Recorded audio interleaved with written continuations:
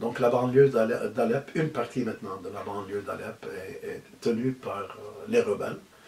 La ville administrative, la ville où nous vivons, elle est dominée, elle est gouvernée par le gouvernement. Alors à l'intérieur de la ville, la vie continue, mais la périphérie, un peu plus loin que la périphérie, il y a certaines zones qui sont très dangereuses et où on ne peut pas venir, et d'où nous vient le mal que nous avons actuellement. Aussi bien le siège qu'il y a eu à Alep à plusieurs reprises, que les bombes, les katyusha, les mortiers qui tombent sur les civils innocents, qui n'y sont pour rien parce qu'ils ne sont pas armés, ils ne font pas la guerre, ce sont des gens qui vivent avec leur famille et qui tout d'un coup reçoivent une pluie de bombes et de mortiers, comme nous avons reçu à l'archevêché. Notre archevêché a été démoli par une vingtaine d'obus envoyés rien que pour faire du mal, rien que pour vexer et peut-être pour punir les chrétiens parce qu'ils sont chrétiens.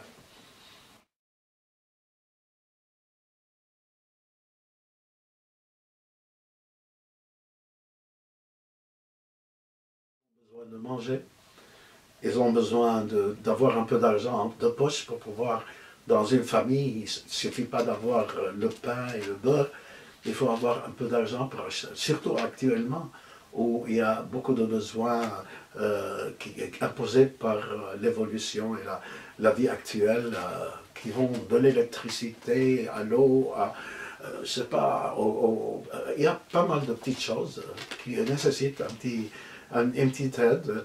Il y a aussi la scolarité, les frais scolaires. Il y a aussi maintenant, nous sommes en train de travailler beaucoup à la restauration des maisons, les soins médicaux, assistance médicale, des choses pareilles. Ça, c'est les immédiats.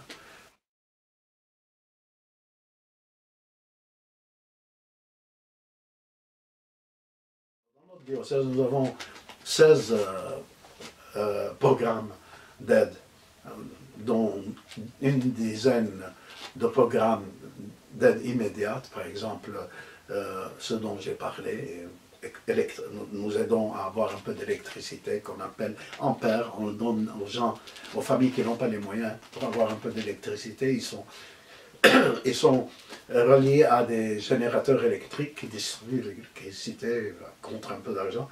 De l'eau, nous leur offrons, nous leur assurons l'eau quand l'eau est coupée. Elle a été coupée plusieurs mois, même un an. Nous rassurons les provisions alimentaires. Nous donnons à ceux qui n'ont pas de travail, qui sont au chômage, un petit salaire, ce qui représente la moitié d'un salaire. Représentait la moitié d'un salaire il y a 2 ans. Nous continuons depuis ce projet depuis 3 ans, 4 ans. Nous avons maintenant 580 pères de famille qui sont chaque mois, qui ont ce petit salaire qui leur permet de boucler leur budget. Nous avons, depuis 3 ans maintenant, c'est la 4e année, nous sommes en train de donner des bourses d'études. Cette année, nous distribuons 1 millier d'élèves des écoles catholiques, parce que les écoles catholiques ont besoin d'être payées pour payer les professeurs. Donc, nous avons 1000 élèves qui sont dans les écoles catholiques payantes, auxquelles nous payons leur scolarité.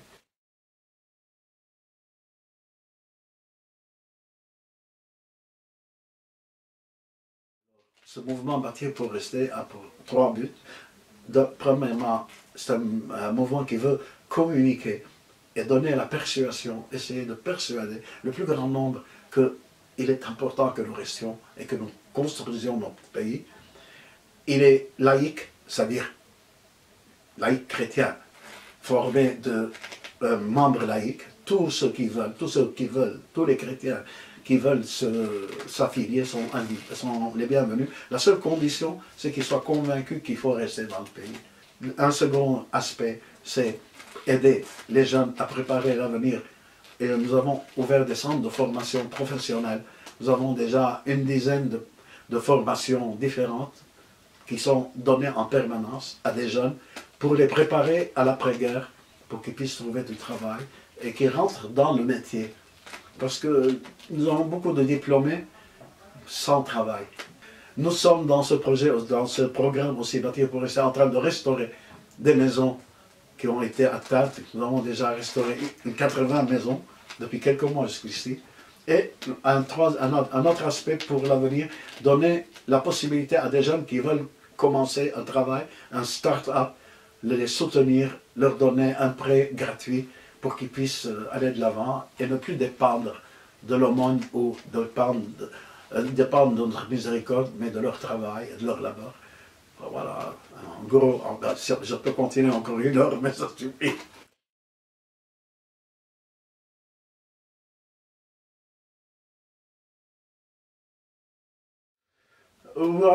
En fait, si vous me disiez, si vous me demandiez où vous en êtes après ce qui était avant, oui, ça va beaucoup mieux.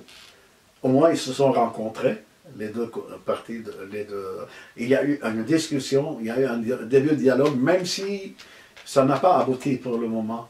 Moi, j'ai l'espoir que ça continue parce que tous ceux qui aiment le pays, tous ceux qui veulent vraiment le bien des citoyens, réaliseront ou réalisent déjà que ça ne sert à rien de s'entretuer et que la seule solution, c'est de s'asseoir autour d'une table, d'accepter de concéder, d'accepter de faire quelques compromis pour sauvegarder le pays et les citoyens.